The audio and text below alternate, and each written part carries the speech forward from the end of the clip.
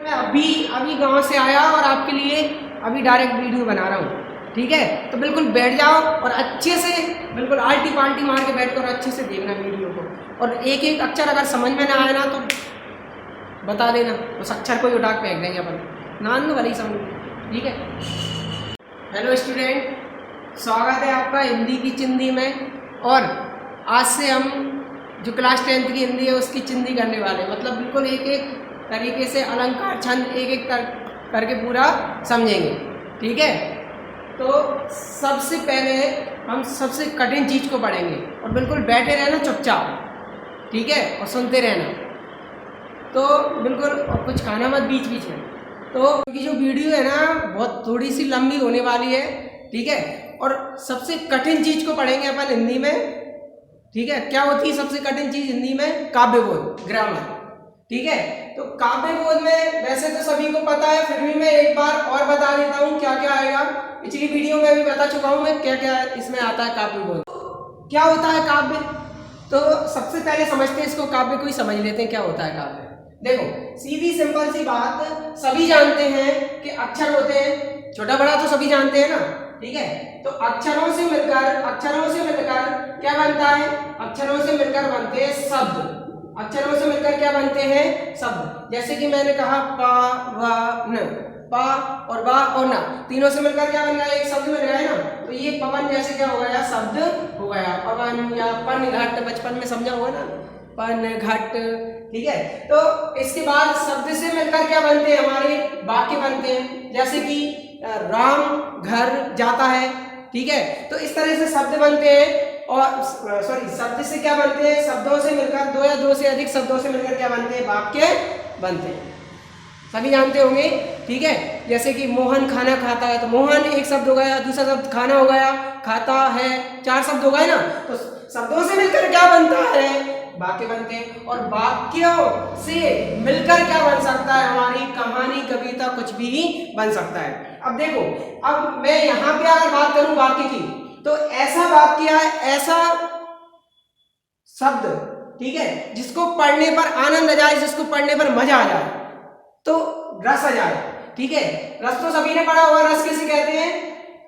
जिस काव्य को सुनने से, पढ़ने से या देखने से आनंद आता है, जिस काव्य को पढ़ने से, देखने से, सुनने से जो आनंद आता है उसे हम क्या कहते हैं? रस कहते हैं। रस तो सभी जानते हैं ना।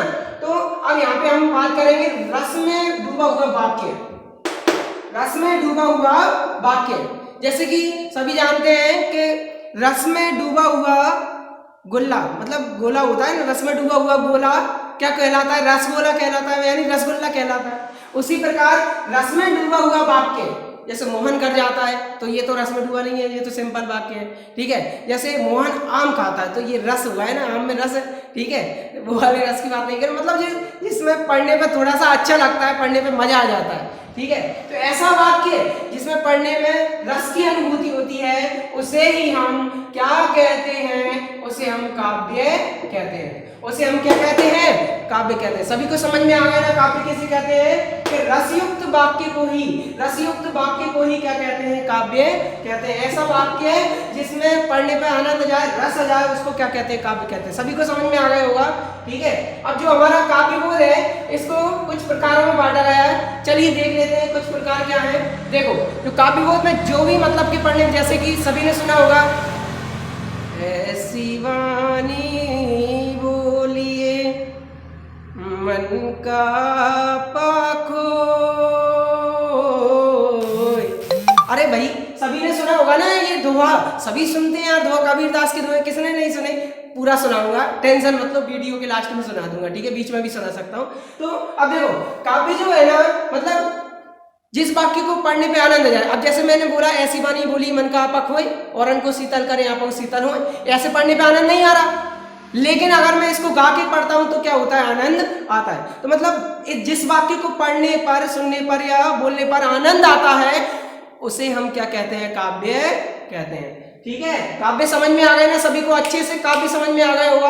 अब जो काव्यबोध है, तो काव्य से ही मिलकर काव्यबोध बनी है। ठीक है, तो इसमें हम पढ़ेंगे सबसे पहले छंद पढ़ेंगे। ठीक है, और अलंकार भी पढ़ेंगे। अलंकार 10th में जो चीजें है ना, वो एक एक करके हम पूरी समझेंगे। ठीक है। और काव्य को भी अच्छे समझेंगे, महाकाव्य, खंड काव्य सुना होगा तुमने, ठीक है। और भी चीजें इसमें पढ़ेंगे। तो सबसे पहले छंद की बात अगर करें, छंद में हम पढ़ेंगे गीति का छंद और हरि गीति का छंद, गीति का छंद और हरि गीति का छंद, हरि गीति का छंद। और एक और छंद है हमारा रोला छंद और उल्लाला छंद। ये उल्लाला नहीं है, ये कौन सा छंद है, उल्लाला, ठीक है। तो ये 4 छंद पढ़ेंगे हम 10th में। और अलंकार की अगर बात करें तो 3 अलंकार पढ़ेंगे, वक्रोक्ति, अतिशयोक्ति और अन्योक्ति। वक्रोक्ति, अतिशयोक्ति और अन्योक्ति, इन तीनों अलंकारों को भी हम आज नहीं मतलब कि पढ़ेंगे लाइन से, जब भी मतलब कि बारी आएगी इनकी। तो आज हम सिर्फ छंद के बारे में बात करेंगे, ठीक है, जिससे ज्यादा लंबी ना हो वीडियो। अगली वीडियो में हम अलंकार पढ़ लेंगे, काव्य पढ़ लेंगे, ठीक है। तो सबसे पहले छंद की अगर बात करें, ठीक है, तो छंद में हम आते हैं, छंद में पढ़ेंगे गीति का छंद, हरि गीति का छंद, रोला छंद और उल्लाला छंद, ठीक है। तो छंद में ये मिटा देता हूं मैं अभी, ठीक है। तो सबसे पहले तो मैं डिफाइन कर देता हूं कि छंद होता क्या है, ठीक है। छंद क्या होता है, थोड़ा ज्यादा यार पसीना आ रहा है, गर्मी ज्यादा है। हाँ, छंद क्या होता है, छंद की अगर बात करें, छंद क्या होता है किसी को पता है, मत बताना, मैं बता रहा हूं, ठीक है। देखो, जैसे मानो मैंने एक लाइन लिखी, यहाँ पे देखना सभी, जैसे एक दुआ सुना होगा आपने, बड़ा हुआ तो क्या हुआ, बड़ा हुआ तो क्या हुआ, चूहा नहीं, हुआ लिख रहा है, नहीं तो चूहा पढ़ लो इसको। जैसे पेड़ खजूर, जैसे पेड़ खजूर, सुना है ना सबने, पंथी को छाया नहीं, पंथी को छाया नहीं, फल लागे अति दूर, फल लागे अति दूर। अब मुझे ये बताओ कि ये जो हमारा दोहा लिख रहा है, बड़ा हुआ तो क्या हुआ, जैसे पेड़ खजूर, पंथी को छाया नहीं, फल लागे अति दूर। अभी मैं ऐसे पढ़ रहा हूं ना, पढ़ने पर आनंद नहीं आ रहा, अच्छा नहीं लग रहा, ठीक है। अगर मैं इसको ऐसे पढ़ूं, बड़ा हुआ तो क्या हुआ, जैसे पेड़ खजूर, बड़ा हुआ तो क्या हुआ, जैसे पेड़ खजूर, पंथी को छाया नहीं, फल लागे अति दूर, कबीरा फल लागे अति दूर। अब मैंने जैसे ये पढ़ा तो मतलब इस धार में पढ़ा तो लय में पढ़ा तो आनंद आया ना, पढ़ने पर थोड़ा अच्छा लगा होगा, ठीक है। तो इसी को हम क्या कहते हैं, जैसे कि अब इसमें छंद का प्रयोग हुआ है, ठीक है, क्योंकि देखो काव्य के अंदर आए, काव्य के अंदर ना, काव्य मतलब पढ़ने में आनंद आता है, जिस लाइनों को पढ़ने पर क्या आता है, आनंद आता है, आनंद आ रहा है, यानी काव्य तो है। अब काव्य में क्या है, छंद है। अब छंद में अगर बात करें, छंद क्या होता है कि जैसे मैंने यहाँ पे ये कॉमा लगाया ना, ये कॉमा इसको बोलते हैं यति, ठीक है, और ये दूसरा कॉमा लगाया, इसको बोलते हैं गति। पहला कॉमा लगाया, रुकने के लिए लगाते हैं ये कॉमा, जैसे बड़ा हुआ तो क्या हुआ, रुका ना मैं अभी, तो इसके बाद आगे बढ़े, जैसे पेड़ खजूर। अब यहाँ पे जो लगाते हैं इसको बोलते हैं लघु, जो एक डंडा है ना उसको क्या बोलते हैं, लघु। और यहाँ पे 2 डंडे लगाते हैं उसको क्या बोलते हैं, गुरु, लघु गुरु। और एक और बात करें, मात्रा और वर्ण, मात्रा वर्ण, यति गति लघु गुरु, और एक और सबसे मेन बात है हमारी लय। तो कितनी चीज हो गई, 1 2 3 4 5 6 और ये 7 चीज हो गई, ठीक है। तो छंद किसे कहते हैं, छंद की सीधी सिंपल सी परिभाषा है कि ऐसी काव्य रचना, भैया वाक्य रचना मत बोल देना, ठीक है, कैसी काव्य रचना, काव्य रचना है ना, पढ़ने पर आनंद आ रहा है, तो ऐसी काव्य रचना, कैसी काव्य रचना, ऐसी काव्य रचना, ऐसी काव्य रचना जिसमें यति गति लघु गुरु मात्रा वर्ण लय आदि का ध्यान रखा जाता है। जिसमें किन किन चीजों का ध्यान रखा जाता है? ऐसी काव्य रचना जिसमें यति गति लघु गुरु, यति गति लघु गुरु मात्रा वर्ण लय आदि का ध्यान रखा जाता है। आदि का क्या रखा जाता है? ध्यान रखा जाता है। इसी को छंद कहते हैं। सभी को अच्छे से समझ में आ गया होगा, कभी नहीं भूलोगे। कभी जिंदगी में भूल जाओ ना तो गारंटी है मेरी, ठीक है। तो कैसी काव्य रचना? ऐसी काव्य रचना जिसमें यति गति, इन 8 चीजों का कितनी चीजें हैं? 1 2 3 4 5 6 7, इन 7 चीजों का ध्यान रखा जाता है। ऐसी काव्य रचना जिसमें यति गति लघु गुरु मात्रा वर्ण लय आदि का ध्यान रखा जाता है, उसे ही हम क्या कहते हैं? उसे छंद कहते हैं। कभी भूलोगे क्या? नहीं भूलोगे ना, समझ गए सभी, ठीक है। अब चलते हैं हम आगे। तो तुम्हारे में जो छंद दिए हैं, तुम्हारी जो क्लास 10th में, अब एक एक करके उनको हम समझेंगे, ठीक है। मिटा दूं उनको? नोट कर रहे हो तो नोट कर लेना, ठीक है। ये जो बिल्कुल सिंपल छंद था गीति का छंद, और पेपर में वेरी मोस्ट है, आता ही है। एक और इसका जुड़वा भाई है हरि गीति का छंद, उसको भी मैं समझाऊंगा, ठीक है। चलो चलते हैं अगला। स्टूडेंट समझते हैं गीति का छंद को, तो बड़ा सिंपल सा है यार, कि यह एक सम्मात्रिक छंद है। अब इसका मतलब क्या है? सम्मात्रिक का मतलब कि होता है, मात्रा जो है ना वो सम है। सम का मतलब कि सम संख्या सब नहीं जानते थे, 2 4 6 वो वाला सम, ठीक है। सम्मात्रिक छंद है, ठीक है।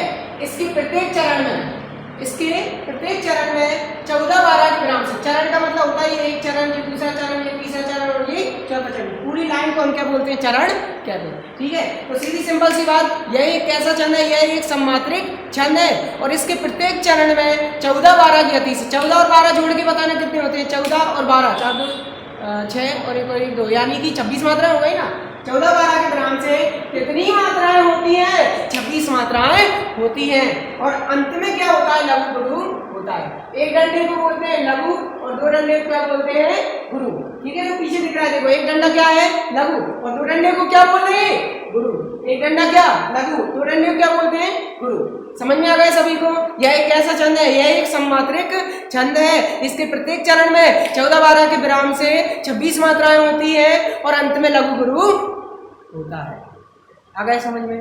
ठीक है। तो ये हमारा गीति का छंद हो गया। अब इसका उदाहरण देख लेते हैं। एक बात बता देता हूँ कि इसका जो उदाहरण जो लाया हूँ मैं बिल्कुल सिंपल लाया हूँ, क्योंकि जो किताब में 10th की जो किताब है उसमें थोड़ा सा कठिन दिया है, मैं वो भी बता देता हूँ आपको, ठीक है। साधु भक्तों में सहयोगी लिख रहा हो तो लिख लेना, नहीं तो किताब में देख ही लेना, किताब में खोल खोल के देख लेना, मिल जाएगा, ठीक है, कहीं ना कहीं। तो साधु भक्तों में सहयोगी स्वयं ही बढ़ने लगे, सभ्यता की सीढ़ियों पर सूरमा चढ़ने लगे। सभ्यता की सीढ़ियों पर कौन चढ़ने लगे? सूरमा चढ़ने लगे। 2 लाइन समझ में आई? साधु भक्तों में सहयोगी स्वयं ही बढ़ने लगे, सभ्यता की सीढ़ियों पर सूरमा चढ़ने लगे। वेद मंत्रों को विवेकी मतलब जो दिमाग वाला होता है, वेद मंत्र जानते हैं कैसे? वेद मंत्रों को विवेकी प्रेम से पढ़ने लगे। कैसे पढ़ने लगे? प्रेम से पढ़ने लगे। वंचकों की छातियों में सूल से गढ़ने। क्या है सूल से? साधु भक्तों में सहयोगी स्वयं ही बढ़ने लगे, सभ्यता की सीढ़ियों पे सूरमा चढ़ने लगे। वेद मंत्रों को विवेकी प्रेम से पढ़ने लगे। वंचकों की छातियों में, कौन की छातियों में? वंचक यानी बोलने वाले, वंचकों की छातियों में सूल से गढ़ने लगे। सूल से गढ़ने लगे। समझ में आया? ये भी उदाहरण है, ठीक है।